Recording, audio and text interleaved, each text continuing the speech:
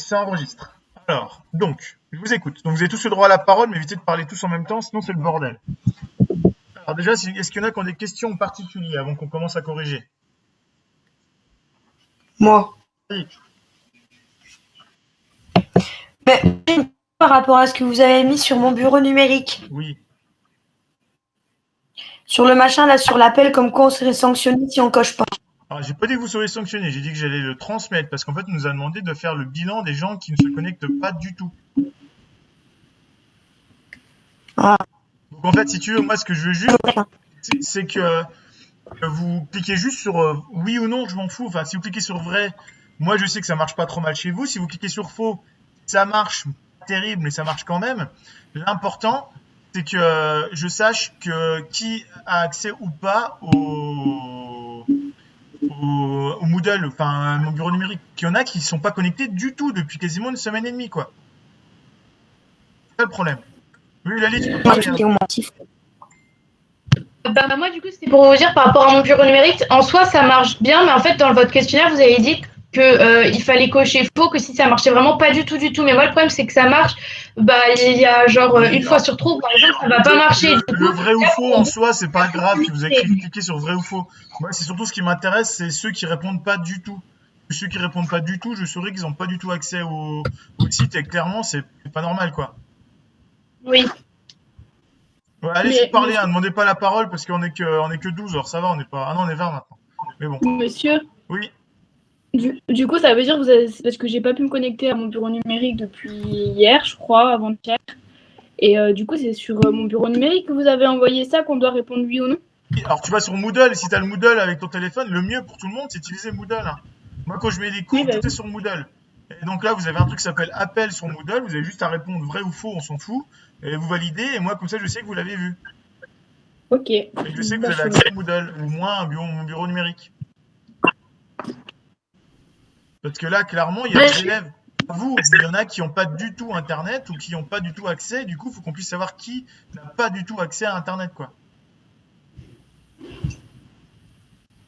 Vous comprenez? Moi, je voulais savoir si on avait d'autres contrôles ou pas. Alors, on aura d'autres contrôles. Oui, j'en ferai peut-être un d'ici. On aura fini le chapitre 12. On ferai un, mais style QCM comme on a déjà fait. Et puis, bon, maintenant que je sais comment ça fonctionne un peu, je sais comment vous avez triché, etc., je vais trouver une solution pour que ça marche mieux. Moi, monsieur, je voulais vous demander, est-ce que là, on va du coup expliquer le chapitre 12? Ouais, on va corriger. Alors, là, aujourd'hui, on va faire le chapitre 11. On va corriger le petit DM que je vous ai donné, mais donc il n'est pas à rendre. Et ensuite, on va corriger les exos que je vous ai donnés du chapitre 11, je répondrai à vos questions, et après, on fait le chapitre 12. Ça vous va? Qu'est-ce qui t'arrive, Clémence? Les activités, Mais monsieur, c'est quoi les activités? Les activités, c'est les activités que j'ai mis sur Moodle pour le chapitre 12. C'est des activités à faire chez vous tranquillement, c'est pour vous permettre d'avancer dans le chapitre et de comprendre. Mais moi, je les ai jamais trouvées. Je vous avais envoyé un mail pour vous dire que je les avais pas trouvées. Je les ai toujours pas trouvées. Alors, en fait, sur Moodle, est-ce que tu as téléchargé Moodle sur ton téléphone? Oui, je l'ai téléchargé. Est-ce que tu arrives à te connecter? Bah, normalement, oui, attendez. Donc, si tu lances Moodle, tu vas voir qu'il y a un truc qui s'appelle chapitre 12 leçons. Ouais. Clique.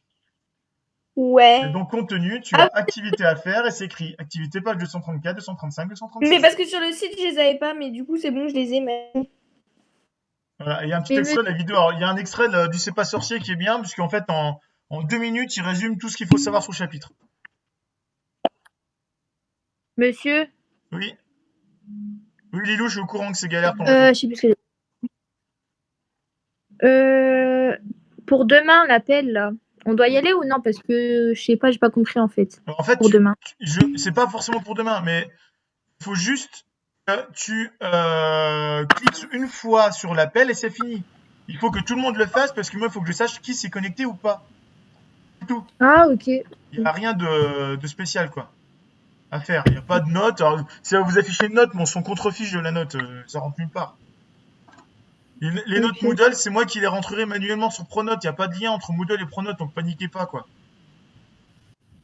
Est-ce que c'est possible que vous regardiez, est-ce que vous pouvez regarder un peu ce qu'on a fait enfin les réponses aux questions qu'on a mises, parce que des fois il nous dit que c'est faux, mais le problème c'est que notre raisonnement ou quoi il peut être juste, et du coup Oui, oui, lui je regarderai pour ceux qui ont faux. Alors, par exemple, tous ceux qui avaient répondu des trucs 2 mètres secondes, ou etc., sans mettre l'espace, tout ça, c'est corrigé. Pareil, sur la dernière question, en fait, il y en a beaucoup qui se sont plantés. Et bon, je le dis, mais je devrais pas le dire, mais il y en a beaucoup qui ont passé la bonne réponse, qui en fait était une fausse. Je me suis trompé en faisant la correction. Et du coup, tout le monde a passé la bonne réponse à ceux qui sont passés derrière. Donc que ceux qui ont passé derrière, ils ont répondu la mauvaise réponse. Et du coup, bah moi j'ai compté faux pour tout cela, parce que j'ai fait la bonne réponse à la fin. Vous voyez ce que je veux dire? Ça veut dire quoi? Ça veut dire que globalement, la dernière réponse, c'était pas 538. Je sais plus moi ce que j'avais mis. C'était quoi la question? C'était pour la masse, le poids de l'objet dans l'espace, de la station, de la truc dans l'espace. Moi, je sais plus ce que j'ai mis. Et donc, à partir de maintenant, dans le prochain contrôle, les questions seront mélangées et les réponses justes ne seront pas affichées. D'accord? Comme ça, il y Là, aura on a dit, moins oh de gruges. putain. Comme ça, il y aura moins de gruges. Bon, on y va, on avance? On commence un peu? Oui, mais monsieur, juste Ouais, la on- période est disponible jusqu'à quand? Parce que je ne l'ai pas encore fait parce que j'ai du mal à me connecter. Le contrôle, vous avez jusqu'à mercredi minuit. Ok. D'accord, merci. Alors, on y va. Donc, pour le DM, là, en fait, bon, globalement, les réponses aux questions, il n'y a pas grand... Alors, on va le faire rapidement. Donc, la nature du point matériel modélisant la Terre dans le référentiel héliocentrique. Donc là, tout simplement, dans le référentiel héliocentrique, si le Soleil est au centre, ici, de notre système, la Terre, elle fait le tour du Soleil. Donc, effectivement, dans ce référentiel-là, on a bien un mouvement circulaire vu du Soleil. Ça, c'était pas trop dur. Exprimer la fonction d, la distance d parcourue par la Terre lorsqu'elle effectue une révolution. Bah, tout simplement, la Terre, vu qu'elle fait le tour du Soleil en 1 an, la distance qu'elle parcourt, la distance qu'on va, c'est le périmètre en fait qu'on va appeler pi. On va pas l'appeler pi sinon ça va vous perturber. On va l'appeler périmètre. On va l'appeler périmètre, voilà. Donc, le périmètre, c'est 2pi fois d. Fois grand D. Et on va l'appeler comment? Non, 2pi fois petit d, pardon, il l'appelle petit d. Distance là, il l'appelle petit d. Donc je suis désolé pour les dessins, c'est pas folichon. Oh, qu'est-ce qu'il me fait lui? Franchement, c'est pas grave. On fait ce qu'on peut. Ah, c'est bon. Oui, tout à fait. Là, il me fait des petits points là. Voilà, ça c'est. En fait, là, il appelle pas P, il appelle D. Ces distances-là. Et donc 2, c'est 2pi fois petit d. Donc vous faites le calcul, alors je l'ai plus en tête. Vous faites 2pi, il vous donne la distance. La distance petit d, elle est donnée. Non, c'est l'inverse, bon, c'est pas grave. De petit d là. Attends, on va inverser. Là, c'est petit d là. Oh là là, c'est pas vrai. C'est petit d là et que c'est grand d là. On va y arriver à force. Vous avez du mal un peu, hein. Tu m'étonnes. Alors, Compliqué. c'est pas pratique et puis j'ai acheté une tablette mais pour écrire mais c'est encore pire donc je préfère autant pas le faire. Ah bah d'accord, bah, l'économie du pays, ça part en steak. Ah bah voilà, j'ai investi pour vous et ça me sert à rien, tu vois. Alors 2 Ah bah franchement, c'est nul. Lali, vas-y parle, affiche pas à chaque fois, clique pas parce que sinon ça affiche une icône. Oui, bon, pardon, hein, j'ai une question en fait pour les gens de la classe. Je trouve pas, il est où le cours de maths en fait? Genre la partie 2 du cours. J'ai la partie 1 mais pas la partie 2. Elle est dans dossier partagé dans les espaces de classe. Ok, merci. Et donc on trouve 9,4 ceux qui l'ont fait fois 10 puissance, donc je compte. Monsieur, Ensuite, oui. je comprends pas, il est où le grand D là? Pourquoi vous avez changé le grand D Parce en que petit eux, D? ils appellent grand, en fait, ils appellent grand D, ces distances-là. Ah, Ils appellent ok. grand D la distance là dans le sujet, je crois. Je me trompe pas. Ok. Donc du coup, si ça c'est grand D la distance, le périmètre c'est bien 2pi fois grand D, donc on trouve 9,4 10 puissance 8 km. Oh, c'est pas vrai. Ensuite, on vous dit, on déduire la valeur de la vitesse de la Terre dans le référentiel héliocentrique, on montrait que ça vaut tant de mètres secondes. Alors déjà, le truc, c'est qu'il faut jamais mettre La vitesse, c'est bien la distance parcourue par le temps. La distance parcourue, elle est en kilomètres, donc on va la mettre en mètres. On va faire en fait 9,4 10 puissance 11. Et du coup, pour calculer la vitesse, ça va être 9,4 fois 10 puissance 11, le tout divisé par le temps. Sauf qu'elle fait le tour en un an. Donc un an, c'est 365 jours de 24 heures. Et chaque heure fait 3600 secondes. Et donc on trouve, on fait le calcul, 365 fois 24 fois 3600, on trouve 29 806. Et donc on retrouve ce truc-là. D'accord, on trouve 29 806, voire 800 en arrondissant, mètres par seconde. Je vous rappelle que ce truc-là est en mètres, et ce truc-là est en secondes. Et du coup, on trouve 29 800, donc mis en puissance de 10, ça fait bien du 2,98 10 puissance 4. Et c'est bien ce qu'il fallait trouver là. C'est bon pour tout le monde? Oui. Ouais. Ensuite, comment évolue la vecteur de vitesse Oui. Comment évolue la valeur du vecteur vitesse v de la Terre au cours de son mouvement? Bah, la Terre ne ralentit pas, elle n'accélère pas, donc la vitesse ne varie pas. En termes de la longueur de la valeur de la vitesse ne change pas. Par contre, la direction change. Donc ensuite, Vas-y, Lohan. Monsieur, oui, est-ce que vous l'avez envoyé le cours sur mon bureau numérique? le cours, il est sur Moodle. Je crois pas l'avoir envoyé sur mon bureau numérique, mais je peux l'envoyer sur mon bureau numérique si vous voulez. Il est sur Pronote aussi. Ok.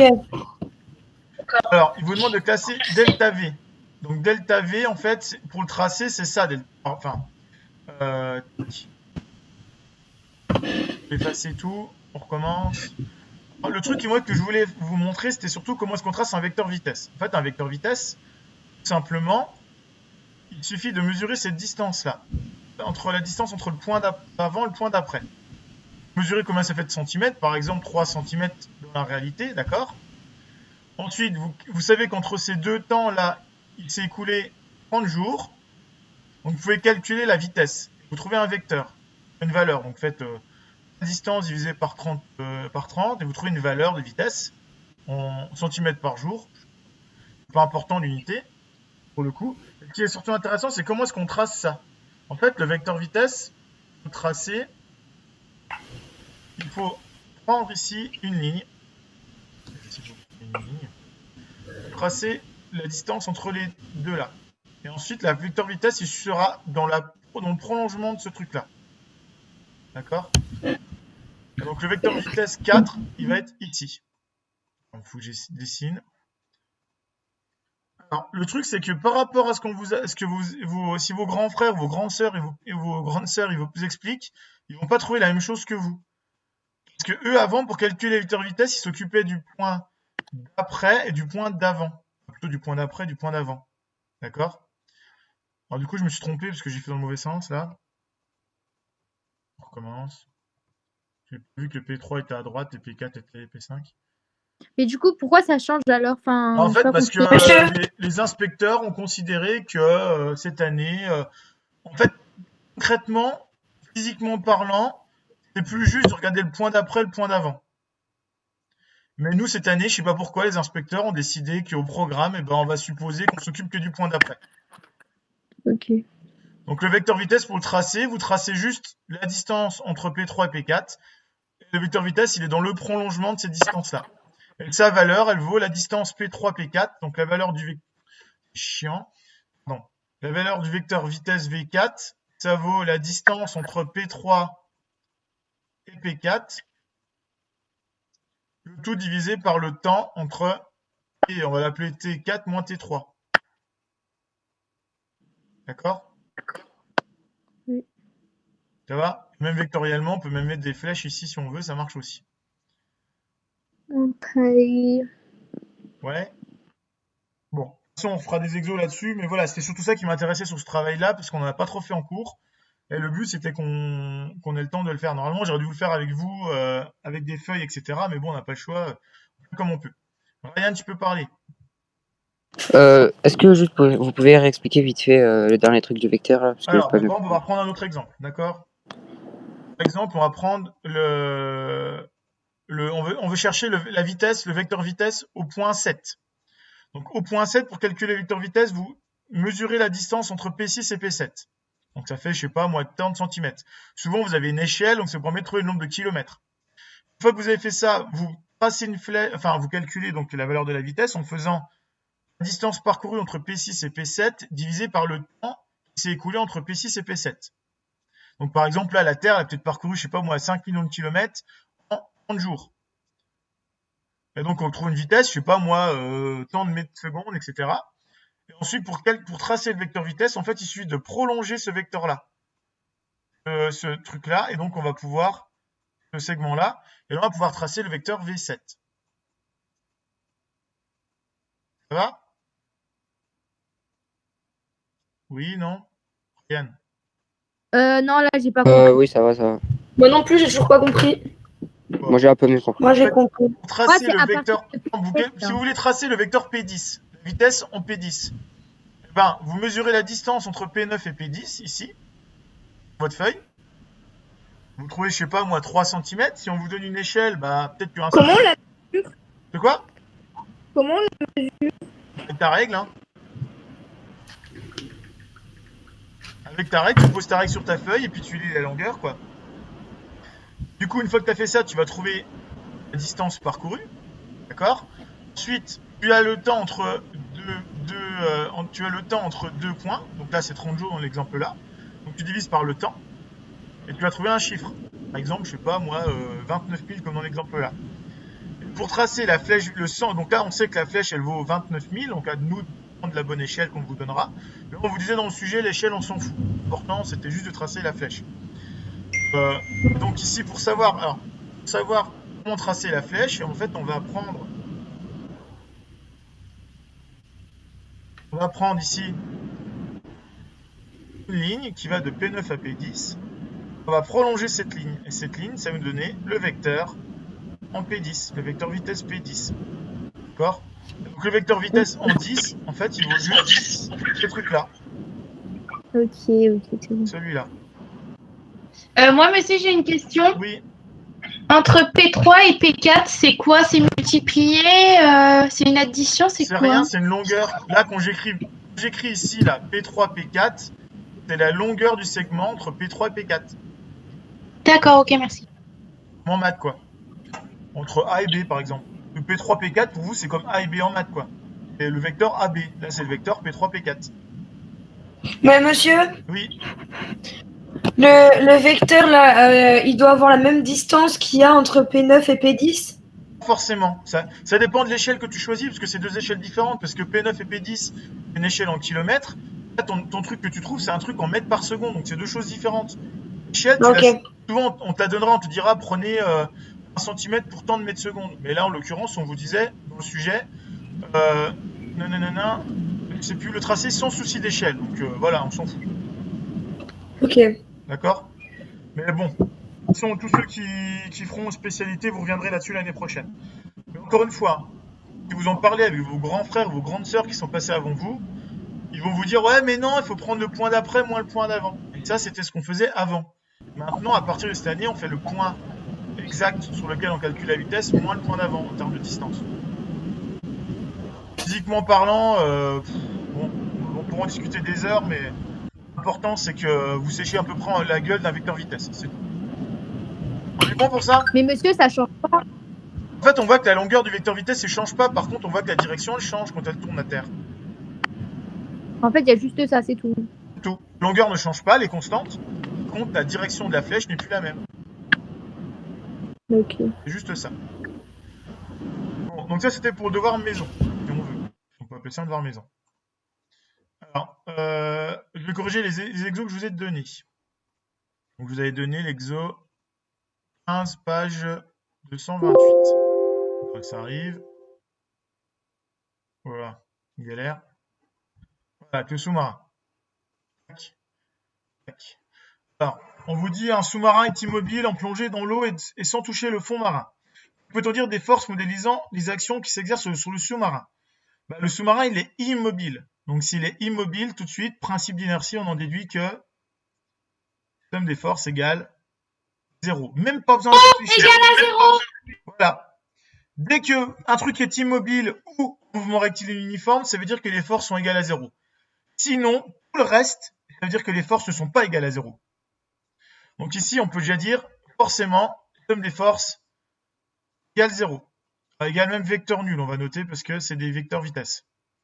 Donc représenter sur un schéma sans souci d'échelle, mais de manière cohérente, les forces qui s'exercent sur le sous-marin. En fait, tout simplement, si je prends un schéma, alors, je vais vous partager un tableau blanc, ça sera plus simple. Si on dit le sous-marin, c'est en gros ce truc-là, d'accord? Ici, on vous dit le sous-marin, on va supposer que c'est cette croix-là.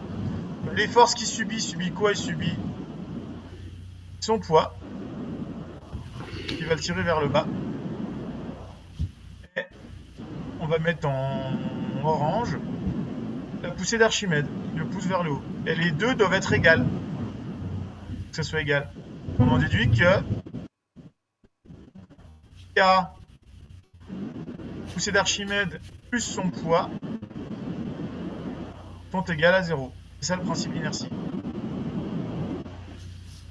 Ça va pour tout le monde? Oui. Pas bien compliqué, Oui. faut juste, voilà. Si le truc ne bouge pas, les sommes sont égales à Ouais, 0, c'est donc bon. on fait le bilan. Alors, effectivement, il y a des forces de pression, mais en fait, les forces de pression qui appuient Oui, sur mais le... monsieur, Appui monsieur, là et là, monsieur, c'est les mêmes. Oui. monsieur, ça c'est ce qu'on a fait en TP avant d'être confiné. Oui, on en a parlé, mais en fait, en TP, je vous avais pas demandé de raisonner sur le PA plus PP égale 0, je vous le donnais. Je vous disais, Oui, PA, je vous disais que c'était égal à 0. Là, vous êtes Ok. censé pouvoir le trouver maintenant, c'est égal à 0. C'est juste ça la différence. Ouais. Allez, on continue. Alors, maintenant celui-là. Avec ça arrive. Ok. Donc l'exercice 23, dans la file corrigée. Donc ici on a une chronophotographie. Une chronophotographie, c'est un ensemble de photos en fait les unes après l'autre. Donc aussi on voit l'avion de chasse qui arrive sur le bateau, hop, ensuite il s'arrête.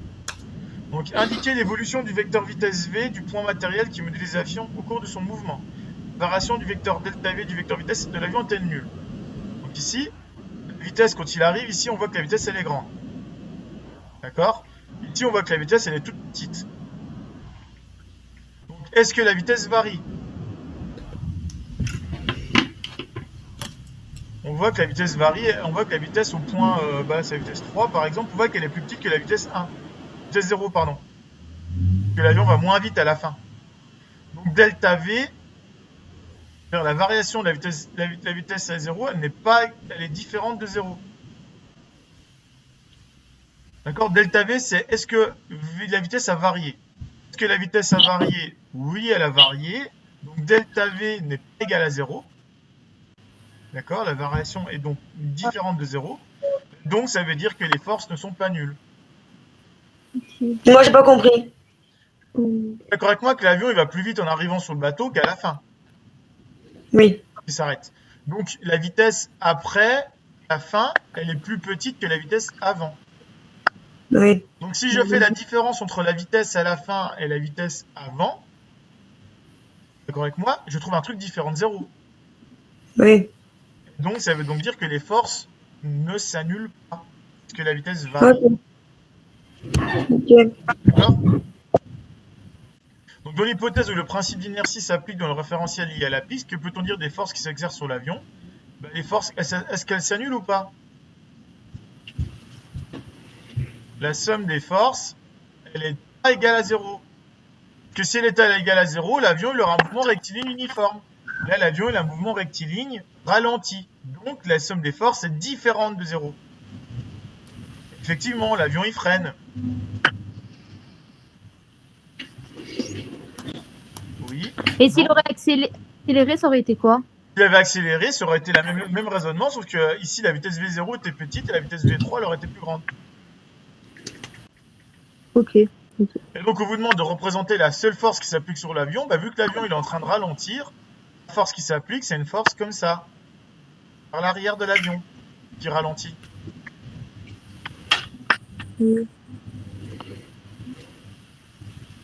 On est bon?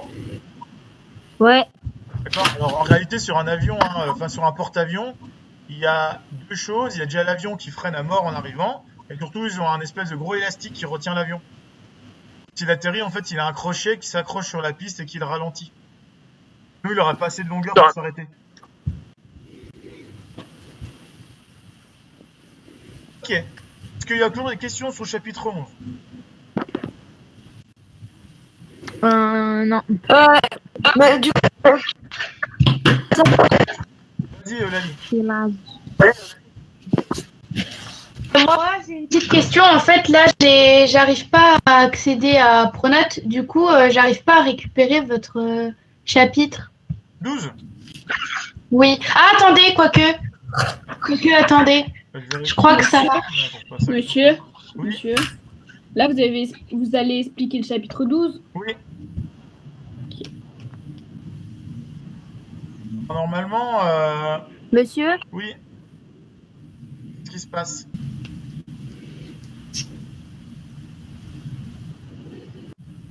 Donc vous l'avez mis sur modèle et sur Pronote.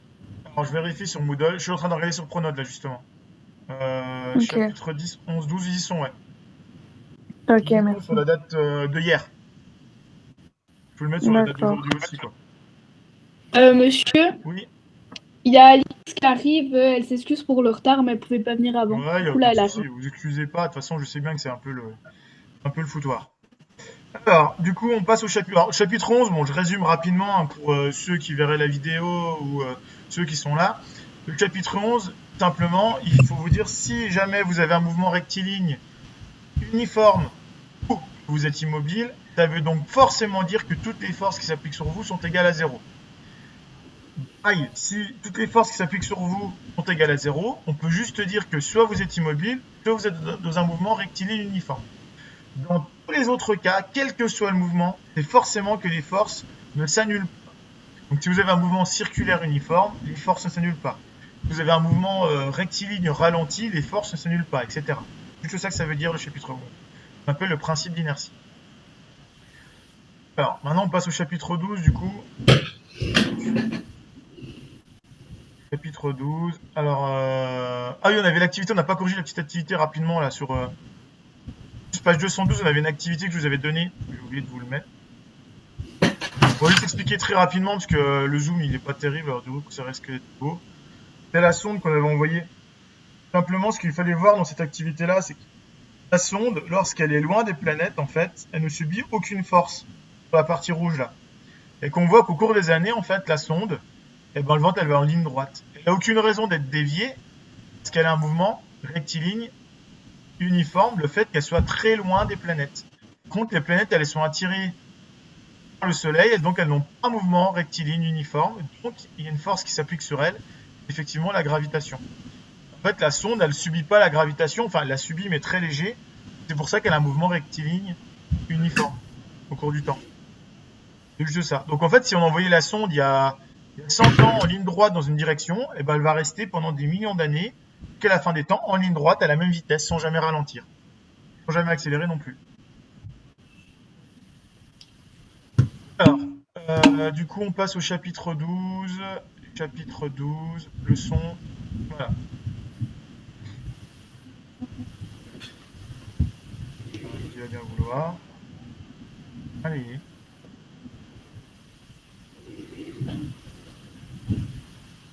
Alors, on est bon. Donc le chapitre 12, ça part. Donc là, on passe sur le dernier thème, c'est sur le son. Alors le son, c'est une grosse partie de que vous allez faire l'année prochaine en enseignement scientifique. D'accord? Donc il faut essayer d'être bien concentré. Alors, le chapitre 12. Donc l'émission et propagation d'un son. Donc, première chose, une onde sonore. Donc une onde sonore, c'est quoi? C'est en fait dans l'air, quand vous parlez, les molécules d'air vont se rapprocher, puis s'éloigner, puis se rapprocher, puis s'éloigner. Donc si on représente ici sur un graphique, puis on voit qu'on peut reprendre ça par une onde. Simplement, quand c'est en surpression, on est au maximum, quand c'est en dépression, au minimum, etc. Et donc on voit que le son, en fait, c'est une onde. Donc, si on compare le son à la lumière, il y a une différence majeure, c'est que le son, c'est ce qu'on appelle une onde mécanique. C'est-à-dire que c'est à besoin de milieu matériel. Le son dans le vide, ça ne fonctionne pas. Il n'y a pas de son. Dans l'espace, il n'y a pas de son. Par contre, la lumière, elle, dans le vide, elle se déplace. La preuve, c'est qu'on voit le soleil, et pourtant, il est placé dans le vide interstellaire. Ensuite, ce que vous devez savoir, c'est la vitesse du son. La vitesse du son, elle est de l'ordre de 300 mètres par seconde. La lumière, c'est 300 000 kilomètres par seconde. C'est bien plus grand que ça. C'est des millions de fois plus grand, la vitesse de la lumière. D'accord? Donc, je vous ai mis un petit tableau qui est extrait du livre, là. Titre de comparaison. Vous, quand vous faites de la marche, bon, en ce moment, c'est pas trop le cas, mais bon, on marche à peu près à 1,4 mètres seconde. En vélo, on est autour de 5 mètres seconde. En voiture, on est à l'ordre de 20 mètres seconde. Même un train qui va très vite, il est à 80 mètres seconde. Un avion, ça dépend de l'avion, mais peut voler à plus que la vitesse du son. Et le son, c'est 340 mètres par seconde. Adèle, tu peux parler. Vas-y, Loane. Monsieur, est-ce que c'est possible que vous envoyiez le cours par Snap pour ceux qui n'arrivent pas à aller sur mon bureau numérique ou Google? Ouais, oui, bah Si si vous voulez, possible. ouais. Mais sur Moodle, normalement, une fois Moodle, l'intérêt, c'est qu'une fois que vous l'avez installé une fois et que vous êtes connecté une fois, même si mon bureau numérique il est à moitié en rate, ça doit marcher normalement. Et apparemment, mon bureau numérique, ils ont trouvé le bug. En fait, c'est qu'il y a un souci quand les parents se connectent avec les enfants, je sais pas quoi. Et donc, du coup, je sais pas si vous avez vu, mais il faut le dire à vos parents. Vos parents, leurs codes sont désactivés entre 8h et 18h. Oui, j'ai vu. Il n'y a que vous et nous qui avons accès. D'accord. Entre 8h et 18h. Et D'accord. normalement, là, ça devrait fonctionner. Bah, moi, ça marche pas. Alors, des questions pour le moment sur le son? Non. Non. Alors, on enchaîne. Alors, donc je disais, la vitesse du son, tout simplement, c'est la distance parcourue par le son en mètres, divisée par le temps de parcours du son. Par exemple, alors, typiquement, à quoi ça sert? Quand vous avez un orage, la lumière, elle est instantanée. Un éclair, vous voyez l'éclair qui tombe, l'orage, enfin, il y a un éclair qui tombe, bam, vous voyez tout de suite. L'éclair qui arrive, c'est quasiment instantané dans votre œil. Par contre, le son, souvent, il arrive qu'un décalage. Et si vous avez un décalage de 2 secondes, ça veut dire que le son, il aura parcouru 2 fois 340, c'est-à-dire à peu près 700 mètres. Et donc comme ça, si vous calculez le temps entre la lumière et le tonnerre, donc le son, vous pouvez trouver à quelle distance de vous est tombée la foudre. C'est ça qu'on fait pour savoir à peu près. Donc vous comptez quand vous voyez un éclair, vous comptez, toc, je sais pas moi, 1, 2, 3 secondes, ça veut dire que, en gros, en arrondissant, la foudre est tombée à peu près à 1 km de vous. C'est comme ça que ça marche. J'ai mis une petite remarque ici en italique. Plus le milieu est dense, plus le son se déplace rapidement. Alors ça se comprend parce que je vous ai dit, c'est des molécules qui se déplacent. Les petites molécules qui, en se concentrant, vont aller taper sur celle d'à côté, etc. Donc forcément, si les molécules sont très rapprochées, c'est comme j'ai déjà vu les pendules de Newton là qui pendulent quand on met des boules comme ça l'une à côté de l'autre. Et ben en fait, quand celle-ci va taper, on se rend compte que celle-ci sort quasiment instantanément. Tout simplement parce que les boules sont très très proches l'une de l'autre, donc elles ont très peu de distance à parcourir pour aller taper dans celle d'à côté. Donc le son va très vite. Enfin, le mouvement va très vite. Ben, pour le son, c'est pareil. Si les molécules sont très rapprochées, le son va se déplacer très vite. Et c'est pour ça, par exemple, que les Indiens ils écoutaient l'arrivée du train au niveau des rails. En écoutant au niveau d'une rail en métal, le son se déplace beaucoup plus vite dans le rail que dans l'air. Donc on entendait le train avant même de l'entendre dans l'air. Oui, c'est bon. Alors, je continue. Donc maintenant, le son, c'est une onde. Donc on peut mesurer un temps entre deux maxima de pression. Entre deux maximums, on peut mesurer un temps, qu'on appelle une période. La période, vous l'avez déjà fait au collège, c'est en secondes, c'est le temps entre deux vagues. Oui, Eulalie? Les deux maxima de pression, c'est entre deux sons, deux ondes. Entre Il y a. par exemple, tu vois la distance qui est là. C'est quoi un maxima de pression? En fait, un maximum de pression, le son, tout simplement, c'est une onde. Mais l'onde, concrètement, physiquement parlant, l'onde, c'est une compression, une dilatation de l'air. On continue. Et donc là, on voit que, par exemple, à l'endroit là, ici, une compression, et là, il y a une dilatation. Donc la compression, ça correspond au maxima, et une dilatation, ça correspond au minima. Et donc la distance entre deux maxima, par exemple là, qu'on appelle la période. Et on la retrouve ici, le temps entre deux maxima. Bon, en gros, ce qu'il faut que vous reteniez, c'est que si on vous donne ce truc-là, de toute façon, pour le moment, on va pas commencer à compliquer. Si je vous donne ce truc-là, en rouge, vous devez être capable sur un graphique, si on vous donne une échelle, de mesurer la période ici. C'est tout. Oui, Adèle. Grande fréquence et période du son, d'un son. La période d'un son, ouais. Donc, à partir de Bah la période... oui, je vois pas c'est quoi alors que Lali elle parlait. De quoi? Je vois pas c'est quoi que Lali elle parlait. Bon, en gros, si tu parles, comment je peux vous expliquer ça? Le haut-parleur, quand il vibre, j'ai vu un haut-parleur qui vibre, il fait des petits allers-retours comme ça. D'accord? Oui. Bah, le temps entre deux allers-retours, c'est ça la période, en gros. Ok. Chronométrer, s'il y a 2 secondes pour faire un aller-retour, en pratique, il fait beaucoup moins que ça. Hein. En pratique, on ne peut pas le chronométrer, c'est trop petit. On n'a pas le temps. Mais si on le faisait avec une caméra au ralenti, le temps qui met le truc pour se dilater, c'est ce qu'on appelle une période. Et ça correspond donc au temps entre ce truc-là et ce truc-là. Parce qu'à chaque fois qu'il se comprime, il comprime l'air. C'est pas trop important. On reviendra dessus de façon plus tard, mais l'important, c'est voilà, c'est de retenir cette formule-là que vous avez déjà vue de toute façon l'année dernière. La fréquence, c'est-à-dire le nombre de fois que ça oscille par seconde, c'est 1 divisé par la période, c'est-à-dire le temps entre deux oscillations.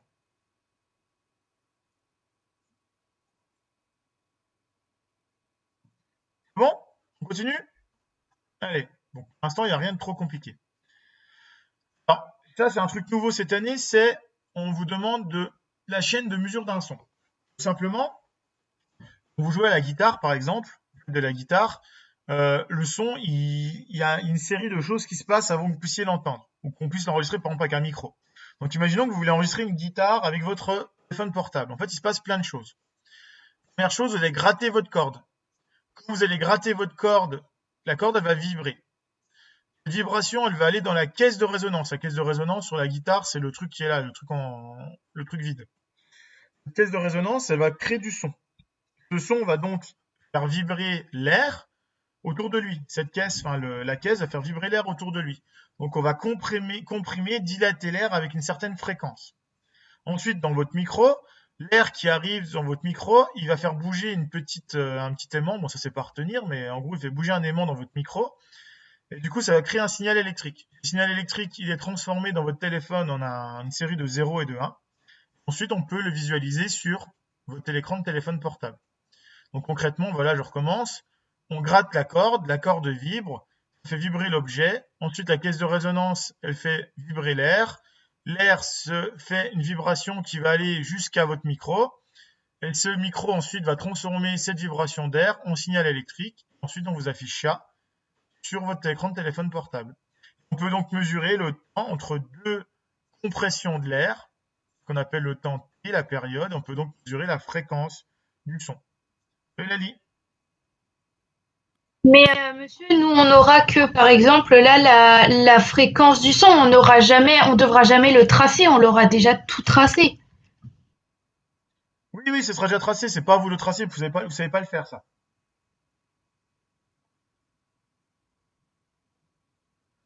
Ok, donc il n'y a pas grand chose de plus sur ce chapitre-là. Ce chapitre-là, il est plutôt facile. Est-ce qu'il y a des questions là-dessus?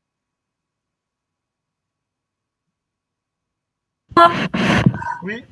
Moi, c'est par rapport aux activités qu'il va falloir qu'on fasse. Alors les activités, justement, on va regarder. Donc les activités, je les ai pas enregistrées. Par exemple, il vous demander de regarder une vidéo. Alors ce que je vais faire, c'est que je vais vous partager mon écran. Tac, il est où? Comment on partage? Non, attends, je suis perdu. C'est là. Ah, partager mon écran, je vous partage l'écran. Donc il vous demande en fait tout simplement de regarder des différentes choses. Partager mon écran. Voilà. Partage l'intégralité de mon écran. Ok. Vous m'entendez toujours là? C'est bon?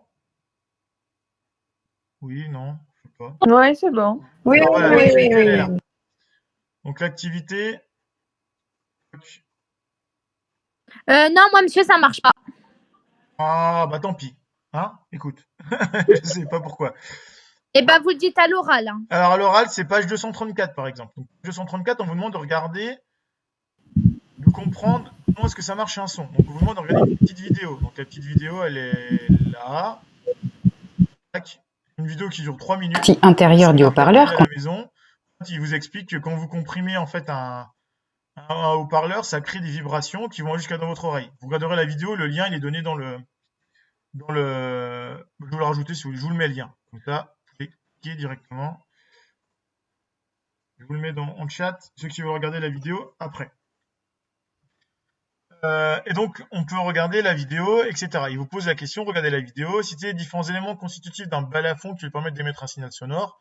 Donc, un balafon, c'est toujours la même chose. En fait, tous les instruments optiques, tous les instruments de musique, ce qu'il faut que vous reteniez, c'est qu'un instrument de musique, tout simplement, c'est un truc qui vibre. Du bois, par exemple, on va faire vibrer du bois. Le bois va vibrer. En vibrant, il va aller faire vibrer la caisse de résonance. Donc, c'est des espèces de trucs en dessous, là, je sais pas c'est quoi. Et donc, du coup, c'est ce truc-là qui va créer vibrer l'air, qui va faire vibrer l'air. En fait, un son, un instrument de musique, c'est forcément un truc, une corde ou un morceau de bois ou n'importe quoi qui va faire vibrer de l'air. C'est cet air-là qui a un son. La vibration de l'air va venir jusqu'à votre oreille et après, c'est ça que vous entendez. D'accord? Donc, un instrument de musique, il y a forcément toujours quelque chose qui permet de transformer une vibration d'un truc en une vibration de l'air. Par exemple, une trompette, quand vous soufflez dans la trompette, c'est l'air dans la trompette qu'on va faire vibrer qui va créer du son. Un piano, vous allez en fait taper dans une corde, parce que c'est du frappé, hein, c'est un marteau qui tape dans le piano, qui tape sur une corde. La corde, en vibrant, va aller faire vibrer ce qu'on appelle une caisse de résonance. C'est un gros morceau de bois qui est dans le... Si c'est si c'est un piano à queue, c'est le gros morceau de bois qui va vibrer, qui va faire vibrer l'air et vous allez l'entendre. Une guitare, c'est la caisse de résonance. Tous les instruments comme ça ont des caisses de résonance. D'accord? Il y a des instruments qui n'ont pas vraiment de caisse de résonance. Il y en a un peu, hein. Par exemple, le triangle. Le triangle, en fait, quand vous allez taper, c'est l'air qui est autour du triangle qui va vibrer directement. Donc, ça fait un son très puissant. C'est pas comme ça que vous allez faire un son très puissant.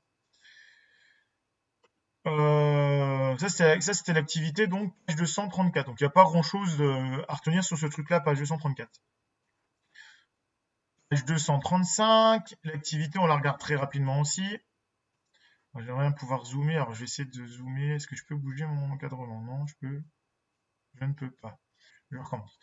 Page 235, on part sur l'explosion de l'étoile noire. Donc, vous zoomez une petite image de l'étoile noire, d'explosion de l'étoile noire dans le film de Star Wars, etc.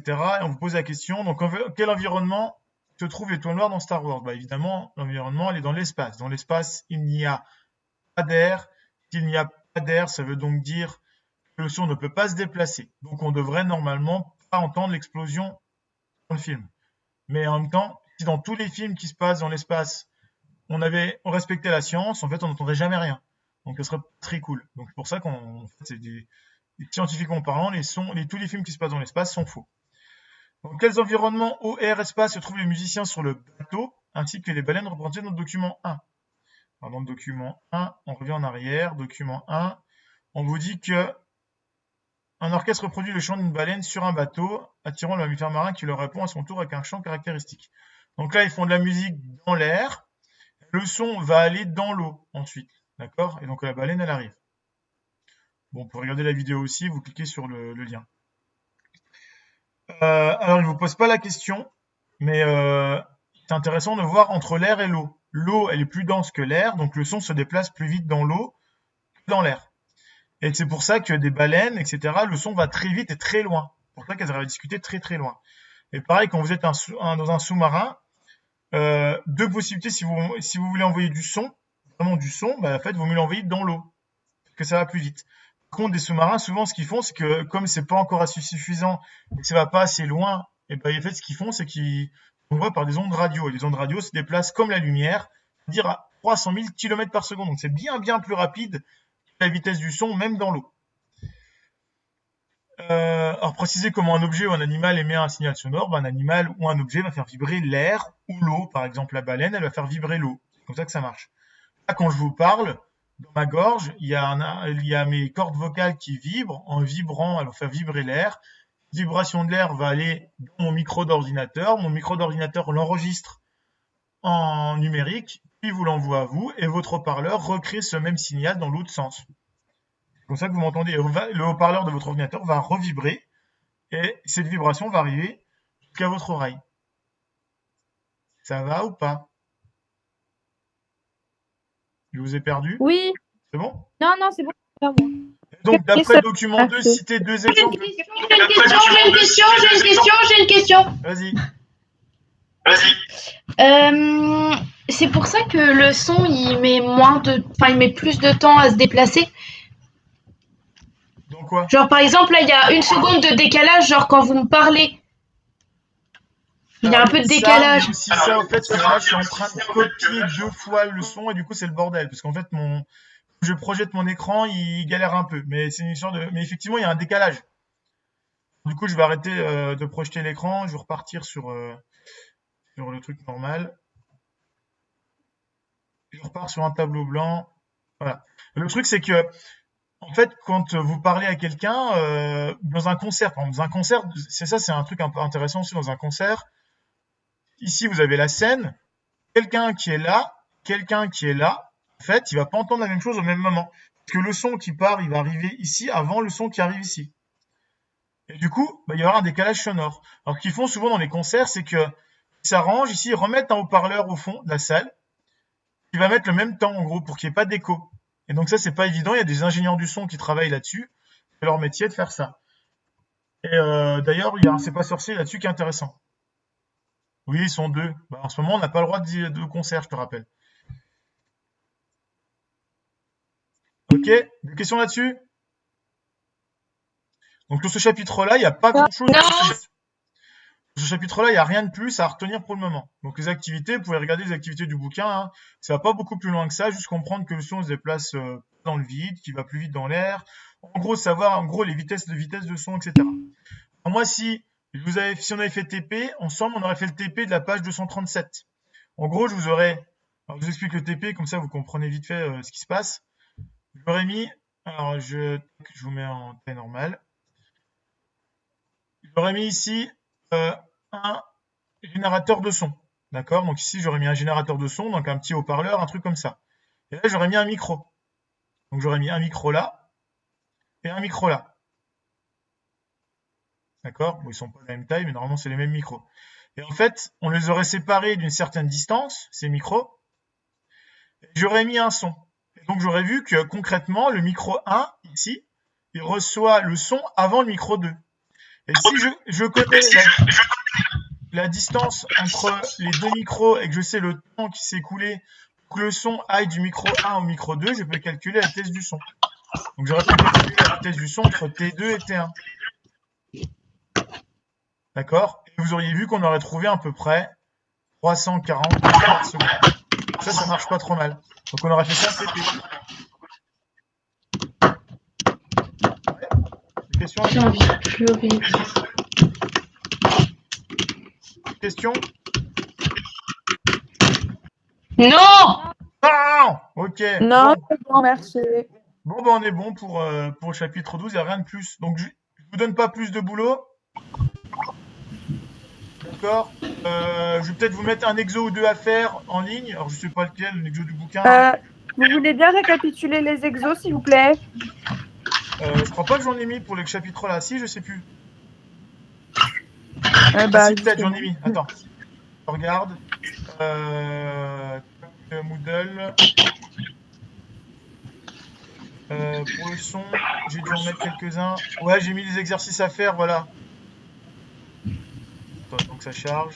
Donc déjà, j'ai mis 3 à faire. Donc on corrigera ça la prochaine fois qu'on fera cours. Je vous les redonne ici, les exos, pour ceux qui n'ont pas vu. De toute façon, il y a la vidéo qui sera... Là, j'ai enregistré tout ce qu'on a dit, tout ce qu'on a fait, donc la vidéo sera enregistrée, je vous la mettrai en ligne. Monsieur, Oui. les exercices que vous allez nous donner, vous allez nous les donner où? Enfin, genre, les exercices, vous allez nous les dire quand? Là, ils sont déjà sur Moodle. Sur Moodle? Ouais, Okay, et je viens de te les remettre là, dans la discussion. Ok. Et si je fais un copier-coller, bon. Merci. Je peux faire un copier-coller là. Ouais, je peux faire un copier-coller. Voilà. Je vais vous demander de faire les 3 là. Ah, ok. C'est bon. D'accord. Monsieur, Oui. l'histoire de vecteur vitesse, ça va avec le chapitre 11, le principe d'inertie, ou ça va avec le chapitre 12? Le chapitre 11, hein. Avec les deux, mais surtout avec le chapitre 11. D'accord, ok. C'est bon, est-ce que quelqu'un a encore des questions? Sur ce chapitre-là, il n'y a pas grand-chose. Alors par contre, après vous allez voir, ça se complique un C'est chouïa. quoi les exercices là? C'est pourquoi, monsieur? C'est quoi les exercices là? Quoi? Vous mettez des exercices, vous dites même pas c'est quoi, c'est pourquoi, c'est pour quand. Alors, ça, les exercices-là, c'est ceux qui sont sur Moodle. Ça sera à faire pour avant le prochain cours, parce qu'on va corriger. On les corrigera au prochain cours. Donc, vous avez le temps, si on fait ça la semaine prochaine, vous avez une semaine pour faire 3 exos, ça devrait aller, je pense. Oui. D'accord? Vous n'avez pas grand-chose d'autre à faire pour le moment. Vous avez d'autres choses à faire, mais on fait que besoin de plus. Donc moi, d'ici la semaine prochaine, je vous mettrai chapitre 13. Donc pour ceux qui veulent regarder dans le bouquin ce qu'on appelle la perception d'un son, donc on va regarder comment ça marche, un micro, etc., comment est-ce qu'on enregistre. On va parler de l'intensité sonore, qu'est-ce que c'est qu'un son, etc. Aigu, grave, etc. Quelle fréquence on peut entendre, etc. D'accord? Après, on aura encore quelques chapitres, donc on a encore pas mal de choses à faire. Mais le problème, c'est que c'est beaucoup des chapitres qu'on sait normalement avec des manips. C'est pas évident. On verra. Je sais pas comment on va se débrouiller. Peut-être qu'on aura repris les cours, mais j'y crois pas trop d'ici là. Ah monsieur, j'ai un truc à vous dire par rapport à ça. Il y en a qui ont entendu l'interview de Michel Blanquer, là je sais pas trop quoi. Jean-Michel. À ce qu'il paraît, on reprendrait l'école le 4 mai. Alors, il a dit que pour l'instant, c'est ce qu'il pensait faire. Mais pour information, c'est le même mec qui a dit le matin même où ils ont dit on ferme les écoles le lundi qu'il était hors de question de fermer les écoles. C'est juste pour vous montrer à quel point le mec il est pas très efficace quoi dans ce qu'il fait. D'accord? On peut dire les mots tels qu'ils sont, il est con, hein. Parfois, on peut pas écouter comme ça. Bon, enfin bref. Donc, Mais l'important, monsieur- c'est que pour l'instant, ils tablent sur le 4 mai, du coup. Mais c'est pas, à mon avis, c'est pas sûr, on verra. Mais c'est pas sûr, ça dépendra quand Et je vais devenir zinzin, moi. Monsieur, moi j'ai une question. Vas-y. Est-ce que c'est vrai que le Premier ministre, il a parlé devant un micro, mais qu'il savait pas qu'il était allumé? Bon, j'ai pas suivi ça, je sais pas. Moi, personnellement, les infos, je regarde un petit peu le soir et un petit peu pour avoir des infos. Mais à un moment, il faut pas que vous hésitiez à décrocher un petit peu parce que après on a la tête farcie de. Bah, c'est ce que j'ai d'infos. fait parce que moi, je vous jure que j'ai fait une crise d'angoisse parce que je suis hypochondriaque. Bah voilà, donc il faut pas paniquer, il faut voilà. Plus vous êtes jeune, vous risquez rien. Globalement, enfin c'est pas rien. Bah, 100%, non, c'est mais pas. hypochondriaque, c'est-à-dire qu'elle a peur de tout. Elle a peur de tomber malade. Et est-ce que vous pensez qu'on va mourir? Non, mais vous risquez pas grand-chose en soi. À votre âge, il y en a très peu qui sont malades. Et, des morts, même à mon âge, il y en a très peu aussi. Statistiquement, c'est petit, mais le problème, c'est que si vous avez, je sais pas moi, 60% de la population qui l'attrape, ce qui risque d'arriver à long terme, si à 60% de la population, ça fait donc à peu près 35 millions de personnes, on va dire, et là-dessus, il y a ne serait-ce que 1% qui ont des chances de mourir, 1% de 35 millions, ça fait beaucoup de monde. Et du coup, les hôpitaux sont surchargés. C'est pour ça qu'on nous demande de nous confiner. Il ne faut pas paniquer. Mais moi, non plus, quoi. ma cousine, elle travaille à la ZUP et Epnan, elle m'a dit qu'il y avait autant de gens qui rentraient que autant de morts qui en ressortaient. Ah, c'est possible qu'il y ait beaucoup de morts. Ouais, parce que souvent, ceux qui rentrent, ce qu'il faut voir, c'est que les gens qui travaillent dans les hôpitaux, ce que vous voyez à la télé, les infirmières, eux, ils ont vraiment. Ils ne voient que les graves. Ils ne voient pas les cas mineurs, si vous voulez. Et du coup, c'est sûr que Ah oui, oui. si vous voyez que des morts autour de vous, vous croyez que c'est un carnage. C'est effectivement un carnage. Mais ramener au nombre de gens qui l'ont en tout, c'est pas si énorme que ça, mais c'est quand même important. Moi, je vois par exemple Mais, plusieurs autour de moi qui l'ont, et ils ont juste, ils toussent et voilà quoi. Oui, oui, moi aussi, ma voisine aussi, elle l'a. Mais qu'est-ce que je voulais dire? Vous pensez que qu'on va reprendre notre vie normale bientôt? Alors, il faut pas, alors, normal non, pas bientôt. Mais même, il faut pas croire que quand on vous dira le couvre-feu, enfin le confinement est terminé, il faut courir tous dans les rues, se faire des câlins et des bisous. Parce que si on recommence, Ah bah non. forcément, en fait, il va y avoir une deuxième vague. Quand on va ouvrir le confinement, les gens ils vont renouveau le choper. Mais l'important, c'est que quand on ouvre le confinement, Oui, il faut comment- que les hôpitaux soient capables d'absorber cette vague et que la vague soit plus petite que celle qui vient de passer. Donc on est. Que d'ici 3-4 semaines, on va dire que 20% de la population sera peut-être touchée et les cas les plus graves sont déjà passés. Le truc, c'est que les hôpitaux, ils sont surchargés. Il faut qu'ils ouvrent les vannes, enfin, qu'ils nous laissent sortir que quand les hôpitaux auront de la place pour accueillir ceux qui vont le rechoper une fois qu'on aura rouvert les vagues, ouvert le confinement. Donc ça peut prendre des mois avant qu'on retrouve une vie normale. Mais après, il faut que les gens ils respectent le confinement, sinon ça marche pas. Hein. C'est exactement ça. Et ça peut, même quand vous allez faire les courses, il faut se laver les mains en rentrant, etc. Il faut au maximum éviter de le choper, quoi. Même s'il y a de grandes chances que vous le chopiez vous, ou même moi, quand on sortira. Mais si nous on le chope. Oui, mais on peut être asymptomatique. Oui, déjà il y aura ça, et même si on est symptomatique, les hôpitaux ne seront plus surchargés. C'est surtout ça l'intérêt. Même si moi je le chope en sortant, par exemple, et que je suis très malade, que je sais qu'il y a de la place à l'hôpital, je m'en sortirai. En grande chance de m'en sortir. Alors que là, si je suis malade actuellement aujourd'hui, avec les hôpitaux surchargés, c'est pas bon, quoi. Monsieur, D'accord. j'ai vu une vidéo, genre c'était un docteur connu et tout, et il avait dit comme quoi, je sais pas si c'est vrai, hein, mais comme quoi en gros, entre le 30 mars et le 30 avril, la population entière serait touchée de symptômes faibles et graves. C'est vrai ou non? Si tu respectes le confinement, non. Par contre, ce qui est sûr, c'est que d'ici quelques mois, si le confinement sera levé, on sera à peu près en moyenne 70% l'avoir chopé. C'est-à-dire 7 sur 10. Oh my god. Sur les 7 sur 10, là, il y a peut-être, je sais pas, j'ai pas les stats, mais là, pareil, quand vous entendez à la télé qu'il y a eu 60 000 cas ou je sais pas quoi, ou 20 000 cas, c'est complètement faux. C'est 20 000 personnes détectées, des cas graves, surtout qu'on ne teste que les cas graves. Donc il faut vous dire qu'il y a beaucoup plus de gens qui l'ont réellement, mais qui sont pas testés. Moi j'ai un ami gendarme qui l'a, donc c'est pas grave, on l'a même pas testé. Donc en fait il y a beaucoup de gens qui l'ont sans être testés. Du coup finalement le taux de mortalité qu'on vous affiche à la télé, 3% de morts, c'est 3% de ceux qui meurent parmi les cas graves. C'est ça que je vais vous faire comprendre. C'est pas 3% de parmi tous ceux qui l'ont. Donc faut pas paniquer. D'accord? Pareil. Oui, mais du coup, en gros, monsieur, Oui.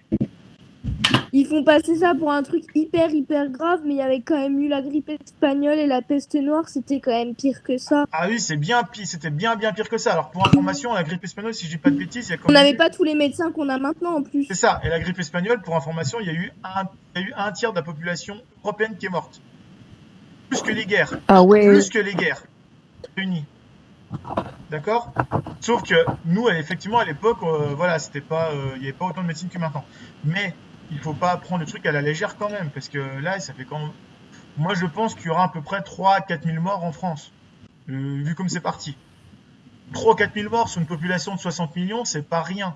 Mais le truc, il y en a déjà plus en Italie qu'il y en avait en Chine. Oui, alors, c'est ça, oui. Mais veux dire, même en Chine, sur 1,6 milliard, ils ont eu 3 000 morts, c'est rien. C'est pas beaucoup. Bah oui. Sauf que il faut se dire que c'est sur ces 5 000 morts-là, le confinement va peut-être permettre d'en éviter peut-être 5 à 6 000 de plus. C'est pas l'intérêt. Pour tout ça. Et puis d'ici là, forcément, il y aura des morts, c'est moche à dire, mais il y aura forcément des morts quoi qu'on fasse. Même si on se confine parfaitement, il y aura forcément des morts. Donc il y a un moment... Mais monsieur, c'est vrai qu'en Chine, ça a repris alors que genre les cas, ils avaient baissé, il n'y en avait pas eu. Mais Alors, là, vu que ils le ont pas de confinement cas, est élevé... ils ont plus de cas apparemment, mais eux, ils ont respecté un confinement strict, ils ont tout désinfecté, etc. Qu'on fait pas en France d'ailleurs. Et c'est important parce qu'il y a des gens qui sont rentrés de Chine, qui sont rentrés des États-Unis ou des pays européens avec la maladie. Donc ça reprend doucement, mais ils ont de grandes chances de s'en choper eux. C'est ça le truc. Si tu veux, c'est pas évident comme truc parce que si la population ne l'a pas chopé, elle ne sera pas immunisée. Et du coup, dès qu'il va revenir, on va tous tomber malade.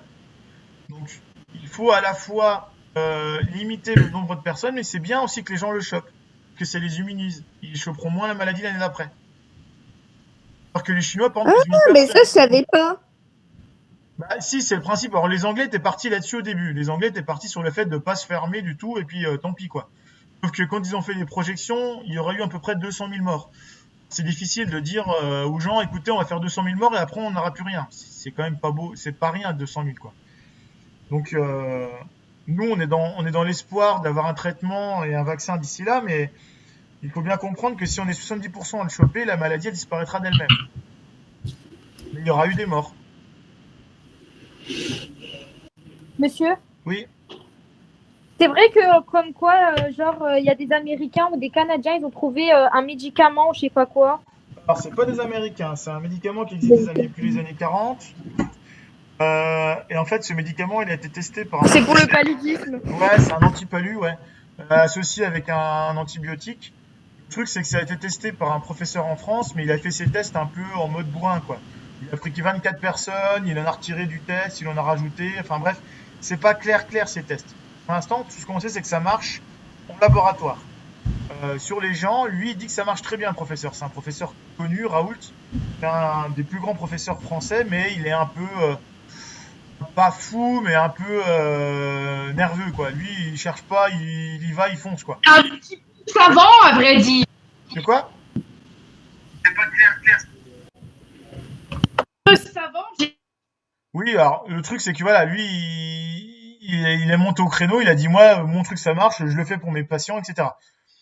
En attendant, on saura d'ici 2-3 semaines si vraiment ce traitement, il marche. Donc, on dit qu'il marche, hein, c'est pas à 100%, mais qu'il aide bien, c'est pas, s'il marche bien, bah, ça va permettre de désengorger les hôpitaux beaucoup plus vite. Et si ça permet de désengorger les hôpitaux, les gens sortent plus vite, moins de morts, forcément, on pourra sortir plus vite de la du confinement. Mais c'est Donc, pas un ils sont truc parfait, c'est pas un vaccin. Le vaccin, il sera pas là avant 1 an et demi. 1 an et demi. Mais oh my god, on va tous mourir. Si, il est là, le vaccin. Je pense qu'ils vont le trouver, il n'y a pas de difficulté, mais vu que tout le monde est dessus, ils vont le trouver. Par contre, l'important, c'est de trouver un traitement pour soigner les gens. Que ceux qui sont malades, bah, ils soient malades, comme la grippe, mais qu'ils ne soient pas malades au point d'aller à l'hôpital. Monsieur, j'ai une question. Oui. Est-ce que vous pensez que ça va faire comme la grippe, genre ça va revenir après quand on aura un traitement, genre chaque année un peu comme la grippe et faudra se guérir? Ils ont un peu peur que ça et c'est pas impossible, ouais. Et d'où l'intérêt de continuer à développer le vaccin même d'ici 1 an ou 1 an et demi. Après, Parce c'est que pas ça va une faire comme la maladie grippe, comme la genre rougeole, hein. revenir après. La rougeole, ça vous fait Oui. rire parce que c'est les petites, si on vous dit la rougeole ou les trucs là. Mais une maladie comme la rougeole, si vous n'étiez pas vous vacciné, vous pourriez en mourir actuellement. Oui, mais Ouais. C'est le vaccin que vous avez eu quand vous étiez petit qui vous sauve, mais quelqu'un, un adulte qui chope la rougeole, actuellement, il meurt. Donc les gens qui sont contre les vaccins, c'est des cons parce que concrètement, ils peuvent mourir de la rougeole. Mais monsieur, moi je suis pas contre les vaccins, mais genre, déjà j'ai peur de me faire piquer, je déteste ça, mais en plus, genre, je sais pas, quand la maladie elle mute, il faut se refaire vacciner et tout, enfin c'est compliqué, je trouve. Hein. Bah, c'est compliqué, mais on n'a pas trop le choix. C'est comme ça, si le virus il mute, là, le vaccin, il marchera plus. Comme la grippe. La grippe, ils estiment qu'on va choper telle souche de vaccin, telle souche de virus dans l'année. Ils disent, bon, bah voilà, vu ce qu'on a vu, ça devrait être la souche, telle souche qui va arriver. Donc, ils développent le vaccin et ils le distribuent. Mais ça arrive que des fois, ils se plantent. Donc, ça arrive des années où il y a des vaccins qui ne fonctionnent pas pour la grippe. Ou ça arrive qu'il y ait des gens qui chopent la Mais grippe, mais la mauvaise. monsieur, moi je comprends pas pourquoi le président il a pas pris des mesures avant parce que enfin, il s'y est pris super tard et du Ouais, coup je suis d'accord. il Ça a a pris risqué une ampleur pire, de en ouf. fait. Bah, ça dépend surtout de l'économie, en fait. C'est surtout au niveau économique. Dire à tout un pays, on arrête de bosser, c'est des milliards qui perdent. Et tous les jours, c'est de l'argent monumental, des entreprises qui ferment, des entreprises qui risquent de couler, etc. C'est très très compliqué pour les entreprises. Donc c'est pas évident de dire aux gens, bon bah demain vous restez tous chez vous, vous cachez quoi. Ouais, je sais bien, mais bon. Voilà. Mais bon, on va voir. De toute façon, là, on saura plus d'ici quelques jours. Bah de toute façon, faut attendre le pic là, de toute façon. Bon, on n'est pas dedans, c'est-à-dire seulement dedans. Donc. Ouais, mais normalement ils avaient dit début de semaine prochaine. Ouais, je pense, à peu près comme ça, en fin de semaine ou début de semaine peut-être. Mais là, il faut vous attendre à voir des chiffres comme 400, 500 morts tous les jours. Ouais. Oh la vache. On est à Mais on fait 200 pas hier, ça partie va mort. monter, je pense, à 250, 300 aujourd'hui. On sera quasiment à 350, 400 d'ici la fin de la semaine. Et dans quelques jours, après, ça va redescendre doucement. Mais nous on sera pas dans les morts quand même. Mais non, vous risquez rien, vous, à votre âge. Quasiment des enfants de moins de, enfin, des jeunes de moins de 18 ans, si vous regardez les statistiques, les taux de mortalité, c'est doit être quelque chose comme 0,1% des cas graves. Donc c'est 0,1% du petit pourcentage qui a des cas graves. Je crois pas avoir entendu. Alors des enfants de moins de 10 ans, il y en a 0 qui meurent, et 0 mort. Et je les ai pas entendu parler d'enfants de moins de 20 ans qui mourraient. Ça arrive qu'il y ait des jeunes de 20, 30 ans qui meurent, mais c'est vraiment des cas extrêmes, et c'est certainement des gens qui ont soit pas eu de chance, vraiment pas de chance, ou des gens qui ont qui avaient des problèmes, qui avaient un cancer, qui avaient des gros diabètes ou des trucs graves, quoi. Ah, vous savez peut-être pas, mais vous avez peut-être déjà chopé un corona. Hein. Et vous avez peut-être pas eu de symptômes, rien du tout. Bah écoutez, merci de m'avoir rassuré parce que moi, bah, je stresse à mort. Et du Ouais, coup, non, mais voilà. arrêtez de regarder les infos, changez-vous les idées. Parce que les infos, Non, c'est mais mon bouc. Non, je regarde les La Télétobies. de stresser, hein. Ah, changez-vous les idées parce que vous allez stresser à force de regarder trop les infos, regardez un peu ce qui se passe autour de vous, occupez-vous de Non, votre moi je famille. regarde les Télétobies de Choupi, Mickey. Enfin. Ouais, bah voilà, c'est bien. Moi, je regarde les tuches. Bon, Ah faites ouais, ce que trop vous voulez, bien, mais ça. occupez-vous. Allez, je vais vous laisser. On monsieur, se retient au courant pour. quoi Quoi C'est quand le Ah, prochain monsieur. cours? Pas entendu.